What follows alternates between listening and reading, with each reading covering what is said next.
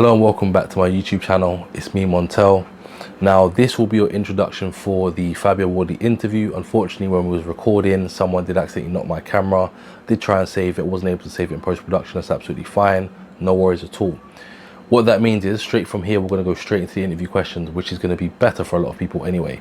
So I just want to say a massive thank you to Fabio Wardley, his manager Magic, Boxwise and Queensby Promotions for allowing this interview to take place, giving me the opportunity. I really do appreciate it. And for everyone that has been liking, commenting, subscribing and showing love across all my social media channels, it means the absolute world to me, and it helps me get this message across and these interviews across to loads of different people that I wouldn't normally reach. So I really do appreciate it. Please continue to do so, it means the world. Anyway, enough about me rambling on. Let's get straight to the interview. Hope you enjoy. So what I wanted to ask you is a few things slightly different. So I wanted to just find out, what's it like preparing for a major fight week in your hometown? My first time doing it, but it feels a bit different. It's got a bit of a different feel to it. Usually preparing for a fight week, either I'm travelling away, so it's either in London, up and down the country somewhere, or abroad, whichever else. I'm packing my case and I'm getting on the road. This one is a bit of a funny one because I'm at home in a sense, so there's not that kind of clear distinction between, right, I'm off, I'm on fight week now, I'm still like in my hometown, I'm still going to the same places, same shots, seeing the same people in a sense. So yeah, it is a bit of a funny one, but it does add a more relaxed feel to it, and you're able to just relax into the week, chill. There's not this big up change, you haven't got to grab everything and move to a location. So yeah, it's as there's ups and downs, there's a new one I'm playing around with. No worries, that's good to know. And I think something I've always been interested in as well is, obviously you made the transition into boxing slightly differently to everyone traditionally. So it's like, how has that been for you? Like, what advice would you give to someone that is going to make that route and is sort of on edge about, not too sure about jumping in yet, but they want to do it? Throw yourself at it. I think that's what I have done. That's what my ethos and my team's ethos really is, just give it a go and see where you land, and then pivot and move and readjust from wherever you are, but go with it at first. Give yourself to boxing, give yourself to the sport, commit. If that is something you want to do, then like, boxing is welcoming to everyone. Everyone's able to jump in, get involved however they want, but if you want to make it down the ways and be successful in a sense, you need to commit yourself to the sport, but just give it a go and see where you land in it. You don't have to hit it perfectly first time. There's been many slip-ups I've had in my career, and I'm still doing today, and we're still learning, we're still readjusting. So yeah, just get it going, get it moving, and figure it out as you move. No, of course. And I think some of the key things that obviously you've learned from boxing are the discipline, obviously the technique and everything like that, but what would you say are the key things you've learned that you can transition to outside of boxing? What are some of the traits that you've picked up from boxing that you can apply to everyday life? I think the core one, and probably the most obvious, is the discipline of it. But I think with boxing, especially for me, something that's really appeared is that how self-accountable you have to be. Like, I think especially for boxing and other kind of single person sports, whereas you look at something like football, rugby, however else, there's a team there, so if something goes wrong, you can, if you wanted to, if you're that way inclined, you can blame the person to your left, to your right.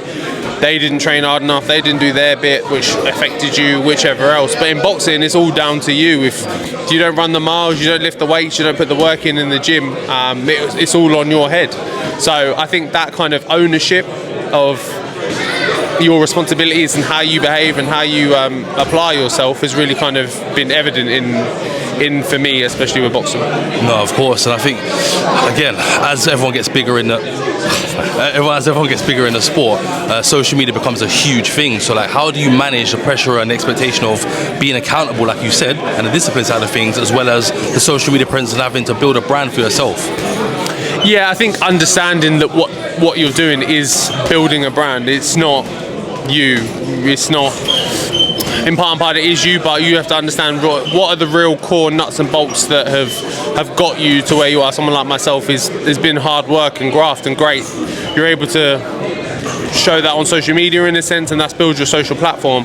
But you need to understand that one doesn't come without the other. You're not going to get anything if you're not putting the work in the gym and actually putting the man hours down.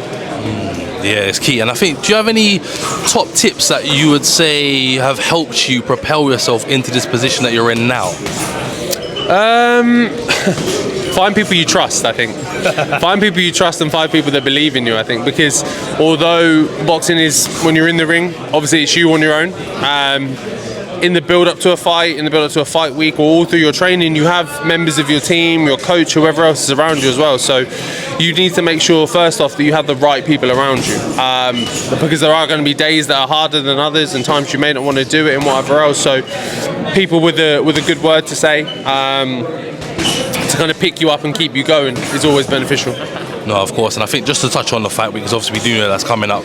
Having a change in opponent, has that changed your mindset going into the fight? Has that made you think of a different game plan, or do you sort of go, do you know what it is, and it's just a job that I need to get done? Yeah, look, mindset-wise stays the same. I'm there to do my best, put my best performance on, and win the fight. That's that much is key. Obviously, there needs to be adjustments made because stylistically, Justis Huni isn't the same as Jarrell Miller. They're two different opponents. The way you prepare for them is different in terms of the details of their aspects and what they do well and what they don't do well, areas you can exploit. But in terms of me, my training and stuff, it didn't change at all. It was still full steam ahead. We kept our head on and we stayed on target. Good, and I guess finally for me, it's just a case of I'm really excited to see you obviously in the ring, but have you got any final few words for the fans that will be attending or the fans that will be watching? Have you got any final words that you really want them to know that's coming from you personally? Don't miss it, I think, because this is a special occasion for all the reasons everyone knows, but I'm looking to make it a special night as well. My fights are always entertaining. You know what you get from me, you always get entertainment, you always get your money's worth, but one in my hometown, I've got to outdo myself here, so I'm going to make something special happen. All right, no worries. I really appreciate your time. Thank you again. Really appreciate it, and best of luck. Thank you.